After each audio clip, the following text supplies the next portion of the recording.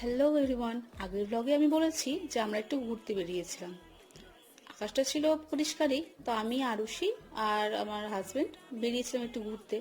যাই একটু ঘুরে আসি, বৃষ্টির জন্য তো কোথাও ঘুরতে যাওয়া হচ্ছেই না, এতটা বৃষ্টি হচ্ছে মালদাতে কদিন ধরে। তো ওখানে গিয়ে দেখলাম আম বিক্রি হচ্ছে, তো আমগুলো ফ্রেশ ছিল, একদম পেড়ে আনা। তো দেখে আর লোভ সামলাতে পারলাম না, কিছুটা আম নিয়েছি। নিয়ে আস্তে আস্তে হঠাৎ করে যেরকম ভাবে বৃষ্টি চলে আসবে ভাবতেই পারিনি।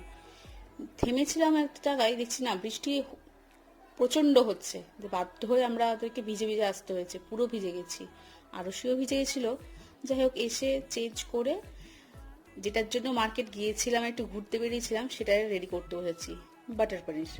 এখানে আমি জিনিসপত্র সব রেডি করছি বাটার পনির করবো বলে রাত্রেবেলা। আমি সেরকম কিছু রান্না পারি না, বাট যেটুকু আর কি দেখে দেখে ভিডিও দেখে দেখে ইউটিউবে করি আর কি।